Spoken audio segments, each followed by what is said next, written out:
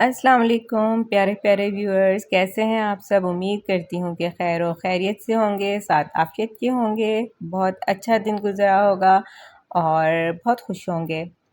तो इसी दिन के आगाज़ के साथ हाजिर है सादिया अदनान खाना पकाते हुए अपने किचन में, चमचमाते किचन में।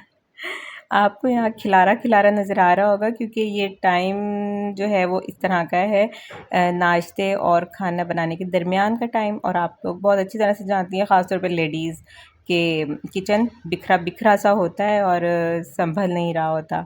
उसे हमने संभालना होता है, समेटना होता है और क्या क्या करना होता है। मैं वैसे साथ के साथ ही समेट रही होती हूँ, संभाल रही होती हूँ ताकि ज़्यादा ना बिखरे, वरना वो जब ज़्यादा ही बिखर जाता है तो कंडीशन इतनी ऑकवर्ड हो जाती है कि ऐसे लगता है कि हमने किसी महाज पे निकलना है और जो कि संभल नहीं पा रहा। तो बस आज मैं दाल चावल बना रही थी। दाल, ब्लैक दाल, मसूर की दाल नहीं, साबुत मसर, जो कि मेरी बेटी के फेवरेट हैं, हरम फातिमा के। और मुझे एक हफ़्ते से कह रही है मम्मा काले वाली दाल बनाए, मम्मा काले वाली दाल बनाए। और मज़े की बात ये है कि एक हफ़्ता पहले ही हमारे घर काले वाली दाल बनी थी और उसके नेक्स्ट डे उसने बोलना शुरू कर दिया मम्मा काले वाली दाल बनाए। तो यहाँ मैंने ये हीट गन ज़रा तेज़ कर दी थी, गैस नहीं आ रही थी। तो हमारे यहाँ पंजाब में हीट गन यूज़ होती है, वरना या सिलेंडर यूज़ होते हैं या हीट गन यूज़ होती है। तो बस यहाँ पर गैस के मसाइल हैं और लाइट के मसाइल थोड़े बहुत हैं, गैस के मसाइल ज़्यादा हैं। जैसा कि सबको पता है कि पाकिस्तान में मसाइल ही मसाइल हैं और इसके अलावा और हम कर भी क्या सकते हैं, सब्र करना पड़ता है या कोई ना कोई उसका हल निकालना पड़ता है। ज़ाहिर है जब कोई ऐसी सिचुएशन आ जाती है तो हमें उसका सॉल्यूशन ही निकालना पड़ता है ना। तो इसलिए मैंने दाल भी ज़रा ज़्यादा बनाई थी क्योंकि मेरे सास और देवरानी वगैरह तो गए हुए हैं, मैंने बताया था डेथ हो गई है बच्चे की। तो क्योंकि वो रिलेटिव्स हैं, क्योंकि मेरी सास के भी रिलेटिव्स हैं, हम सब आपस में रिलेटिव्स हैं। रिश्तेदार हैं। मेरी अपने रिश्तेदारों में शादी हुई है, मेरी देवरानी की भी रिश्तेदारों में शादी हुई है और हमारे दो दो तीन तीन चार चार तरफ से रिश्ते निकल रहे हैं जो हमें भी नहीं पता होता। तो हमारे अम्मा अब्बा हमें बता बता के थक चुके हैं बचपन से, तुम्हारा ये रिश्ता ये है, तुम्हारा वो रिश्ता वो है, तुम्हारे ये चचा हैं, ये ताया हैं, इतने सारे चचा, इतने सारे ताया, इतनी सारी फूफो। Oh my God. अब वो आखिर कौन क्या है बताएं तो सही, कौन किसका बच्चा है बताएं तो सही, कौन सी फूफो का कौन सा बच्चा है ये तो बताएं। अच्छा भाई, बहुत बड़ा ख़ानदान है, अब मैं आपको क्या बताऊं इसकी दास्तान। अच्छा जी, तो दाल रेडी हो ही गई थी ऑलमोस्ट और चावल भी रेडी हो चुके थे, ज़रा प्रोसेस में थे अभी चावल।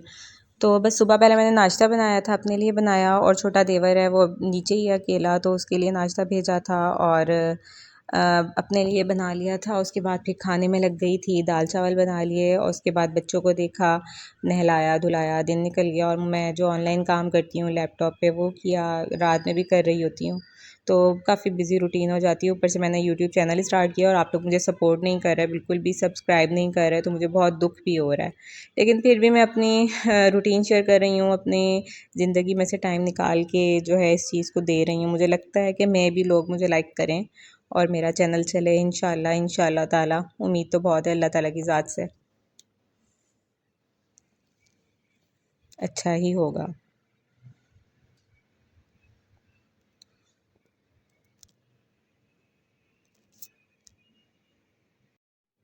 अच्छा, फिर से वीडियो स्टॉप हो गई थी बीच में से और मुझे पता ही नहीं चला कि स्किप हो गया इतना सारा जो मैंने बोला, तो वो मेरी मेहनत ज़ाया हो गई। प्लीज़ आप लोग ज़रूर सब्सक्राइब किया करें और जो है इन व्लॉगर्स को थोड़ा सपोर्ट किया करें, जो अच्छे व्लॉग्स बनाते हैं, जो काम के व्लॉग्स बनाते हैं, उनको ज़रूर सपोर्ट किया करें। मैं ये नहीं कह रही जो फहाशी फैला रहे हैं या इस तरह से कर रहे हैं डांस वगैरह ये वो, उन लोगों को सपोर्ट करें, मैं ये बिल्कुल नहीं कह रही। लेकिन जो अच्छा काम कर रहे हैं, जो अच्छे तरीके से अपने चैनल को चला रही हैं औरतें, ख़वातीन घर बैठ के मेहनत कर रही हैं, उन लोगों को आप लोग ज़रूर सपोर्ट करें और उनको बहुत ज़रूरत है आपकी सपोर्ट की। वो इसीलिए इतनी मेहनत कर रही हैं, आप लोगों से उम्मीद है उन्हें कि आप लोग उन्हें पसंद करेंगे और उनका चैनल चलेगा इंशाल्लाह ताला। बस ये जो जब मैं खाना बना रही होती हूँ ना, ये दोनों किचन में आ जाती हैं, इनको कुछ ना कुछ मुझसे नीड होती है, कभी फ्रीज़र में झांक रही होती हैं, कभी कुछ कर रही होती हैं, कभी कुछ कर रही होती हैं। ये गरम मसाला है, मुझे बड़ा ये मुश्किल काम लगता है इसको ना ग्राइंडर में ग्राइंड करके रखना बस। और फिर इतना सारा करना पड़ता है। साथ के साथ पिछले साल अम्मी आ गई थी, अम्मी से मैंने अच्छा खासा मैंने ग्राइंड करवा के रखवा लिया था, तो वो मेरा पूरा साल निकल गया। और इस साल जो है ना अब वो ख़त्म हो गया है लास्ट मंथ। मैं सोच रही हूँ दोबारा अम्मी को बुलाऊँ सिंध से और वो पंजाब आएँ ट्रेवल करके और मुझे मसाला ग्राइंड करके दें ताकि मेरा फिर एक साल निकल जाए। तो लेकिन अभी अम्मा जो हैं वो इतनी बिज़ी होती हैं अपने घर में कि आ ही नहीं पाती हैं, लेकिन बहुत प्यारी हैं मेरी अम्मा। बस मैं अम्मा के पास चली जाती हूँ, 2-2 महीने रह के आती हूँ ना जब छुट्टियों में, तो फिर वो दोबारा कहती हैं फिर से आ जाओ।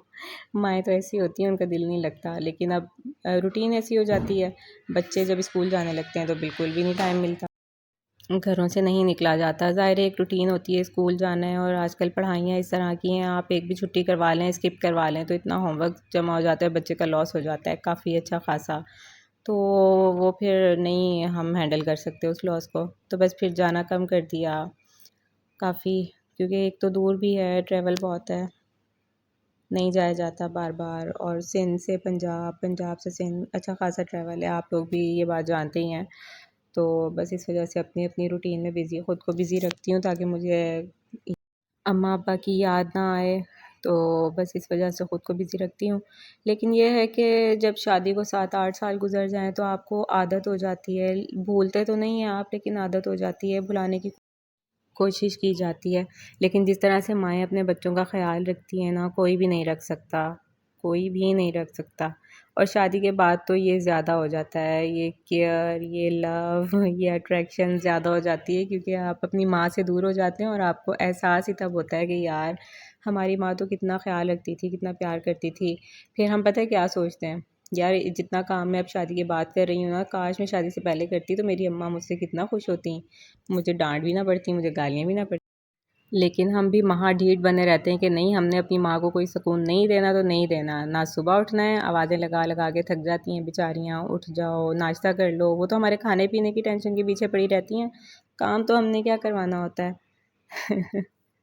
बस ऐसे ही होता है, पहले हम पढ़ रहे होते हैं, अम्माएँ जो हमारी खिदमतें कर रही होती हैं, बेटा कुछ खा लो, कुछ खा लो। और फिर उसके बाद यूनिवर्सिटी में अगर हम एडमिशन ले लें तो वैसे ही हम शाम में आते थे, तो फिर काम क्या करवाना होता था, क्या अम्मा को सुकून देना होता था।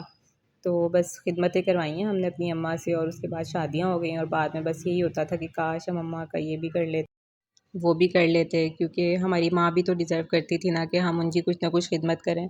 तो बस अभी जिनकी शादी नहीं हुई और मेरा ब्लॉग देख रही हैं तो वो ज़रूर अपनी मामा की खिदमत करें, बाबा की खिदमत करें। बाद में ये सब नहीं होता, बाद में फिर हम सिर्फ पछताते हैं और सोचते हैं कि काश हम ये कर लेते, काश हम वो कर लेते, तो अम्मा को सुकून दे देते। तो बस बाद में सिर्फ सोचे रह जाती हैं और बड़ा अफसोस हो रहा होता है, क्योंकि बाद में भी तो हम सारा कुछ हैंडल कर रहे होते हैं। जब खुद हम माएँ बन जाती हैं तो सब कुछ हैंडल हो जाता है। पता नहीं कैसे एक जादू होता है, क्या होता है मुझे समझ नहीं आती। बच्चे भी सँभाल लेते हैं, खाना भी बना लेते हैं, नाश्ते भी बना लेते हैं, घर भी सँभाल लेते हैं, सब कुछ कर लेते हैं माशाल्लाह माशाल्लाह। ये औरतों के अंदर अल्लाह ताला ने ख़ुसूसियत रखी है कि वो सब कुछ हैंडल कर लेती है, घर भी हैंडल कर लेती है, जॉब्स भी हैंडल कर लेती है, बच्चे भी हैंडल कर लेती है। सब कुछ हैंडल माशाल्लाह से। औरत की ये फ़ितरत में है या क्या है, लेकिन ये है औरत के अंदर, वो सब कुछ सँभाल लेती है। जब उसे नज़र आ रहा हो ना कि उसके ऊपर ज़िम्मेदारी पड़ चुकी है, तो वो सब कुछ हैंडल कर लेती है। जैसे वो अम्माएँ हमें डाँट रही होती हैं ना, अगले घर जाओगी पता चलेगा। तो वो बस ये होता है कि अगले घर जाती हैं ना, तो जब ज़िम्मेदारी पड़ती है तो उनको सब समझ आ जाती है कि क्या करना है और क्या नहीं करना। अच्छी खासी समझदार हो जाती हैं लड़कियाँ, और वो लगता ही नहीं है माँओं को कि ये हमारी वही बेटियाँ हैं जिनको हम बिठा के खिलाते थे कि बेटा खाना खा लो, बीमार पड़ जाओगी, ऐसी जगह। अच्छा, अब मैंने अपने उसमें लगाया था थंबनेल में कि मैं आपको दिखाऊंगी चाइना की शॉपिंग का एक्सपीरियंस। तो मैं बताऊं मेरे साथ क्या फ्रॉड हो गया है, क्या मेरे साथ मजाक हो गया। ये जो आपको स्टैंड नज़र आ रहा है ना, ये मैंने मंगवाया था शूज़ स्टैंड मंगवाया था मैंने भाई। हाँ जी, ये ज्वेलरी स्टैंड नहीं मंगवाया था, ये तो ज्वेलरी के लिए भी छोटा है, इस पर तो वैसलीन भी नहीं आ रही है। ये चाइना वालों ने ना अच्छा खासा मजाक कर दिया है। ये तो इस पे तो ज्वेलरी क्या रिंग्स आएंगी छोटी छोटी सी, इसमें तो डॉल के शूज़ भी नहीं आने हैं, या डॉल के कह सकते हैं आ जाएंगे, डॉल शूज़ स्टैंड लग रहा है।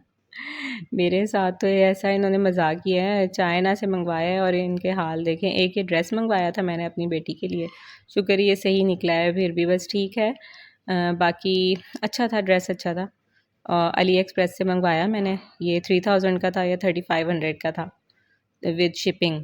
तो ये बेहतर था, ये विंटर ड्रेस है। और वो जो स्टैंड है, मैंने कहा चलो मुझे शूज़ स्टैंड की ज़रूरत है तो मैं मंगवा लेती हूँ। तो वो शूज़ स्टैंड तो ऐसा था, उस पे तो फिंगर ही पूरी नहीं आ रही, तो शूज़ कैसे पूरे आने थे। अब मेरे हस्बैंड मुझे कह रहे थे कि ना ऐसे करो, मेरे सारे शूज़ निकाल के ना इसके ऊपर रख दो। हालांकि मैंने रिव्यूज़ देख के शॉपिंग की थी, लेकिन वो फिर भी ऐसा निकला कि बस मेरे तो ना अफसोस ही हो रहा है। अच्छा, तो फिर ये दोपहर का खाना वाना भी बन चुका था और खाया भी नहीं था क्योंकि हस्बैंड नहीं आए थे अभी तक। और बस अभी काम वगैरह हुआ था, मेड्स ने सफाई कर ली थी, मैंने खाना बना लिया था। उसके बाद अब ये बच्चे खेल रहे थे। हरम को मैंने अभी पढ़ाना था। और फिर हस्बैंड भी आ गए थे कुछ देर में, फिर हमने खाना वाना खाया, फिर चाय बनाई उनके लिए। तो चाय पीनी थी उनको। ये मेरा ना शोल्डर शोल्डर और नेक के लिए जो होता है ना, क्या कहते हैं उसको, कॉलर। कॉलर है ये, नेक कॉलर है। जब पट्टे आपके खिंच जाएँ, आपको लगे कि आपके मसल्स काम नहीं कर रहे और खिंच चुके हैं बिल्कुल, आपको ज़रूरत है किसी चीज़ की, तो आप इसको लें। बल्कि इससे भी अच्छा एक और है मेरे पास, तो वो डॉक्टर वेरीफाइड भी है। उससे ना, उससे काफ़ी फ़र्क पड़ता है। मसल जो स्ट्रेच हुए हुए होते हैं ना, तो उससे काफ़ी फ़र्क पड़ जाता है।